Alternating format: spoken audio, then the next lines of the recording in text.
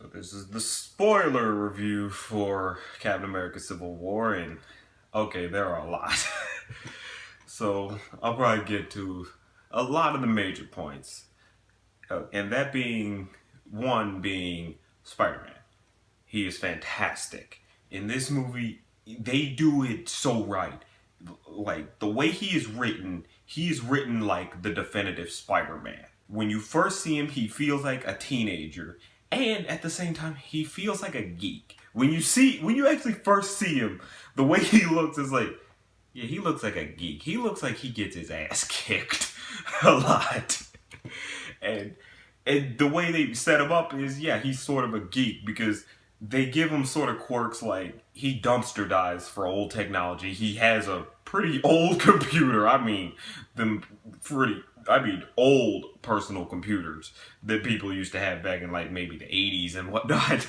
It is like, wow, what the hell? I like how he's portrayed when he's also Spider-Man. When he's Spider-Man, he's making his fast quips and all that, and they make jokes. It's like, you talk a lot for someone who's supposed to be in a serious fight. But I like how he's portrayed here. They did him so right, and that's what I wanted from, that's what I was hoping would happen with Marvel. That they would write him exactly how he should be. Like, with Tobey Maguire and the Sam Raimi films, he definitely was a good geek Spider-Man and had a lot of emotional moments, maybe a little too much emotion, a little. But he didn't feel as confident, especially since he kind of kept giving up the mantra of Spider-Man a lot in the second film. But he definitely wasn't very confident. With Andrew Garfield in the Web films, he was definitely the more confident Spider-Man, but he definitely didn't seem like a geek. They did play up a lot of the fact that he created a lot of his own stuff, like the web shooters and everything. They played up his smarts a bit here and there, but he didn't seem like a geek. He didn't seem like he was meek or weak or someone whose ass you could easily kick. So I really like that. They really did this Spider-Man total justice. And one little thing that's kind of weird is Marissa Tomei as Aunt May. She's very young this time around, and I'm not really complaining about that because to me, I feel like an aunt doesn't need to be a senior citizen. I'm sorry, it's your aunt, not your grandmother. If this was his grandmother, okay, yeah, she should be old. She should be a senior citizen. But here it's like, come on. But it's his aunt. Come on. She shouldn't be that much that old. Black Panther. Okay. They do so much with him. When they first introduce him, he's, as T'Challa and he's part of this diplomatic meeting for the Accords, the thing that's gonna call for all the superheroes to have, or the Avengers to have to register with the UN. And he's there with his father, T'Chaka, the king of Wakanda. And basically, they start him off, he seems like a nice guy. It's like, yeah, he's cool and great. But then this certain attack happens where the UN basically gets blown up. And it's like, holy crap. And T'Chaka was up on the stands talking about the Accords when the explosion went off. So he was caught in the middle of it. And he dies from it. He dies from the explosion, and you see T'Challa run up to crawl to his father, and hold him in his arms, and it's such a dramatic moment. You feel hurt for him. You do sincerely feel sorry for him. You don't spend a lot of time with them. Like, you don't see too much chemistry among the two as a father and son. But they do give enough that you do feel sorry for T'Challa. And at the very end, when they're, doing rescue and recovery and whatnot, Black Widow approaches T'Challa and talks to him about it. Because they end up finding out the person who did the bombing was Winter Soldier. And T'Challa's thing is, yeah, I'm just going to kill him. Like, you guys can try and arrest him, but I'm going to kill him. It's like, whoa. He is not fucking around. T'Challa is not fucking around. He is like, I will kill him straight up for this. And you get it. You understand it. It's like, yeah, your father just died for this bullshit. So, yeah, you get it. I really like how they portrayed him here. He is just a no-nonsense person. He he doesn't play around. Like, he's not even the one to say jokes. You do get laughs out of him, but it's mainly when he's knocking people down. Like, he has a certain point where, if I'm right, he's fighting Ant-Man. No, he's fighting Hawkeye. He's fighting Hawkeye, and and Hawkeye's like, oh, "You're cool. I'm Hawkeye, or my name is Clint." And, and T'Challa's just straight up like, "I don't care." I'm like, damn. No fucks were given with him. He is a no nonsense guy, and I just love how they do it. I am way more excited for the Black Panther movie because Chadwick Boseman is the definitive Black Panther. He kicks so much ass. He kicks so much ass here. So I'm very excited. Now, the main reason for a lot of this stuff happening is because of this character named Baron Zemo, or Helmut Zemo to be precise. And basically, his thing is he's starting this whole thing. In fact, he's the reason for this bombing happening. He's the one who framed the Winter Soldier. It didn't actually happen. Like, Bucky wasn't the one to actually cause the explosion. And Cap goes to find him to confront him about the explosion and tells him, "I didn't do this." And Helmut Zemo is the one who basically was pulling all the strings here. And he basically did all this so he could lure out the Winter Soldier, because they end up getting in this chase where Black Panther is now chasing after the Winter Soldier, and they do stop him and capture him, and they get to this one point where now the Winter Soldier is basically in solitary confinement, and they're just kind of interviewing him, but Helmut Zemo has infiltrated them and is basically posing as like an agent or an interviewer. So he interviews him and basically utters these certain words or phrases that would trigger the Winter Soldier in his mind, since he was brainwashed. And when he does, the Winter Soldier manages to escape and get out. And Helmut basically gets away. That was all he wanted to do, is just get Winter Soldier to act like the Winter Soldier again. And now that he's doing that, Bucky's basically going through and defeating everyone. Like, he's beating down Black Widow, he's fighting T'Challa, he's fighting Tony Stark, he's beating down everyone. And I'm like, holy crap. So we get to the point where he's trying to escape through a helicopter, but Cap stops him and manages to hold down a freaking helicopter, like you see in the trailer. And basically, he stops it, and somehow the helicopter crashes into this riverbed that was at the bottom of the building. And they fall into the water, and Cap rescues Bucky, and they manage to get to this little safe house, and Cap manages to restrain him and keep him from getting away, just to make sure that he's Bucky.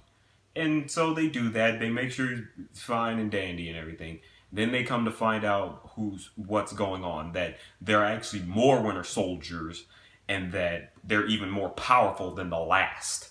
And it's like, whoa. It's like they're even more powerful than Bucky. It's like, crap. So now their mission is they need to get to Sokovia to be able to stop Helmut from re-enlisting these new Winter Soldiers. And their thing is, okay, how are we going to do this? We're a small team of just Falcon, Cap, and Bucky. So they definitely need some new recruits. And Bucky basically says, "I know a guy who can help us." And who he's implying is Ant-Man. And they also have Clint on their side, because he didn't agree with the Accords. He retired because that was what the Accords said. It's like, if you're not going to be a part of this, you have to retire being a superhero.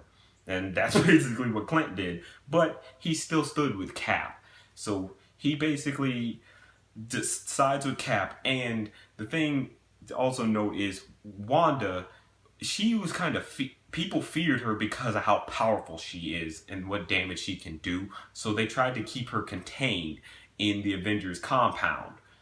And basically Clint is there to break her out and set her free.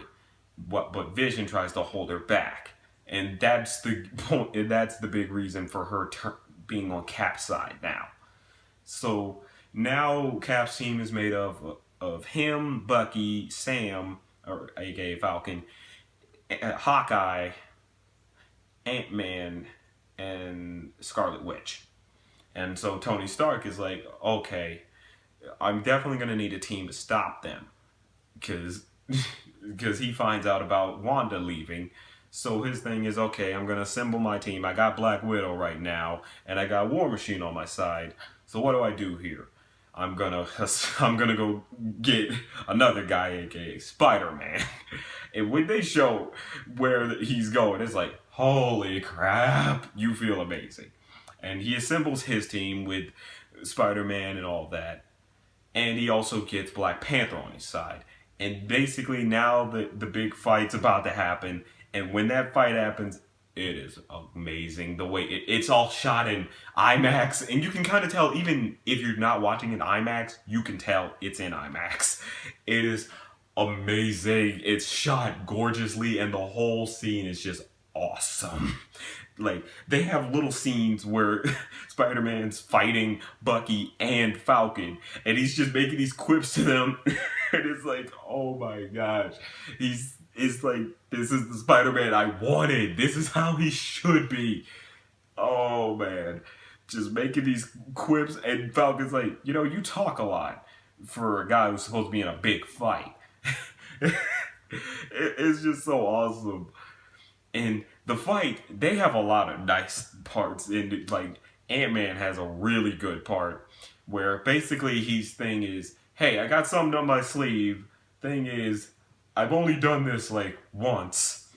And so in your mind, you might be thinking, if you've seen Ant-Man, oh, he's talking about going subatomic. It's like, oh, he's going to do that. No. They were like, gigantic man on your asses. I'm like, holy shit. They did it. They did it. They did it.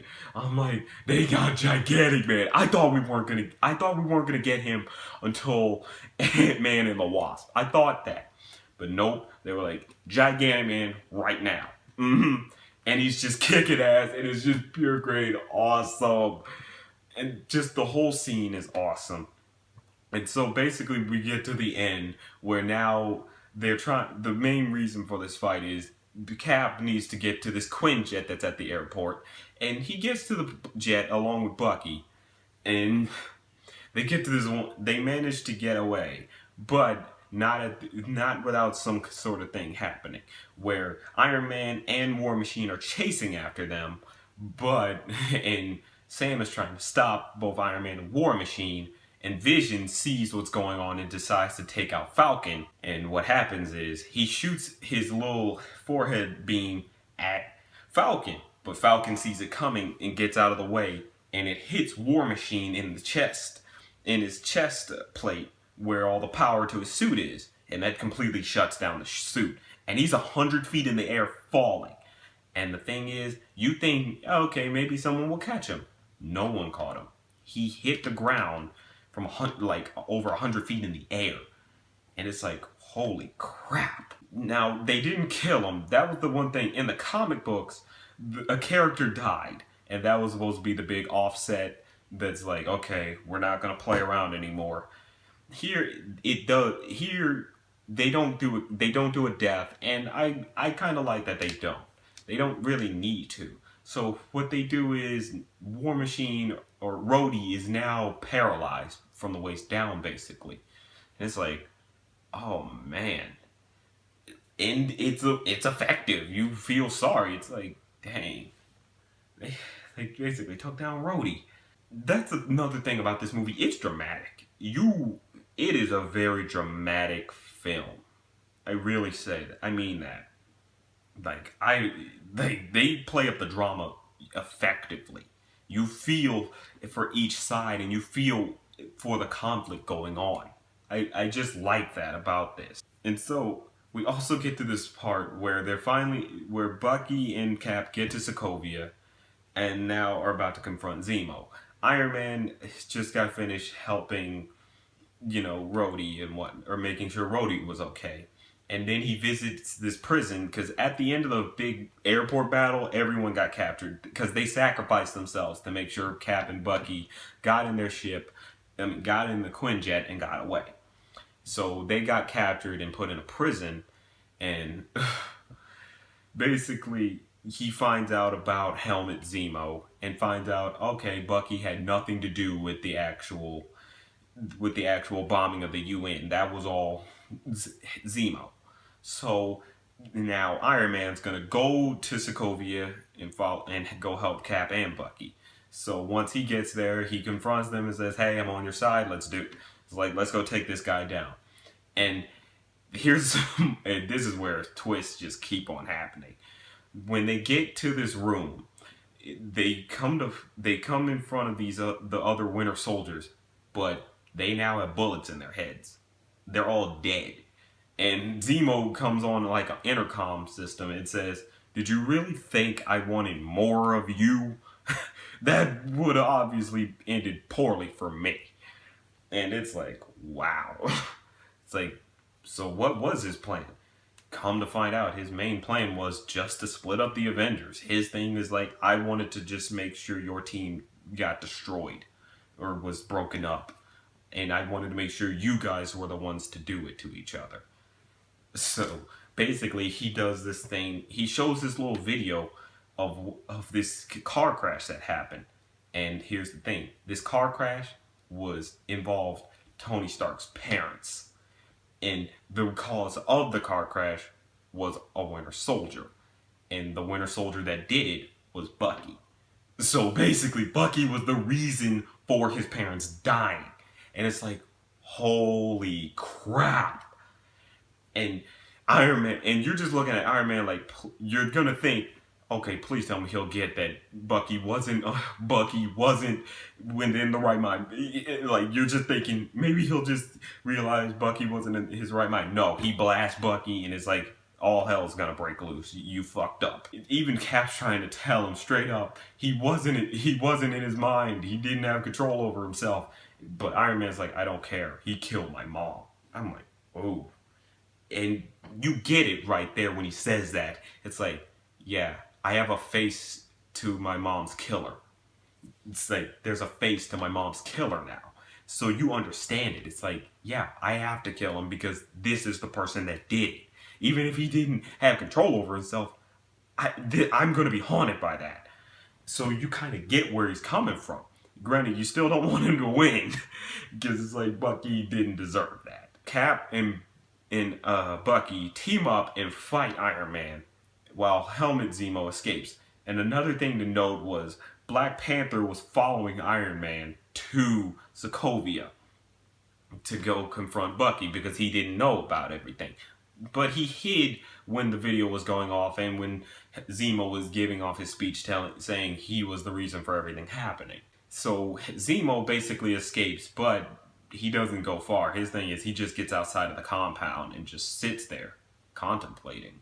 And T'Challa follows him and talks to him.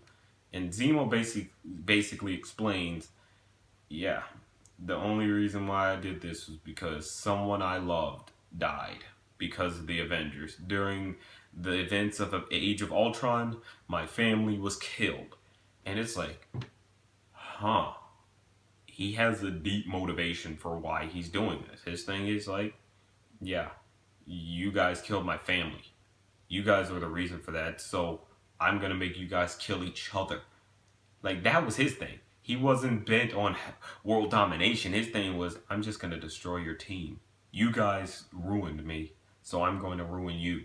And so I like how they did this villain. I like how his thing is not, oh, I'm just a greedy bastard, or I'm just gonna I'm here to take over the world. No, he's so much different here. In this one, it's still clearly, he's a person who just introduces a concept and gets it in everyone's minds and manages to make everyone fight each other. Technically, he wins. He actually wins in the end because Bucky, Cap, and Iron Man, they finish their fight. Cap wins and defeats him, but defeats Iron Man.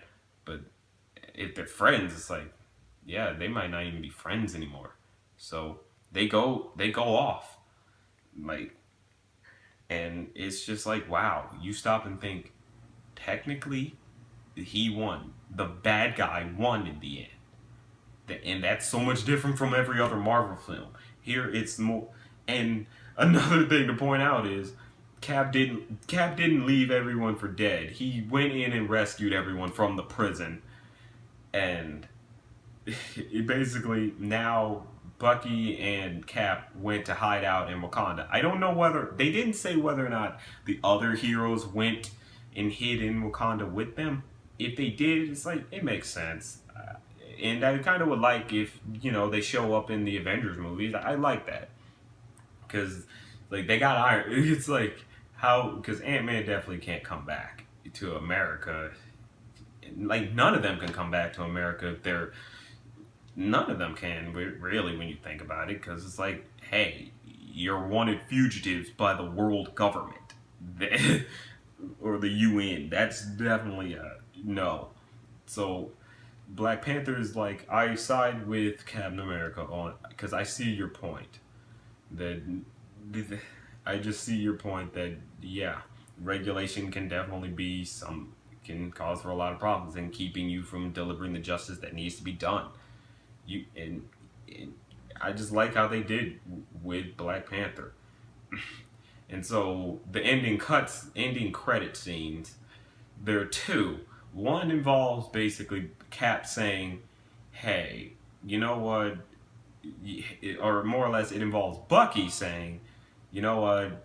I'm just gonna freeze myself. I'm gonna go back into cryostasis, and until you guys can find a way to get rid of this brainwashing and make it so I don't go crazy again, I'm just gonna stay frozen."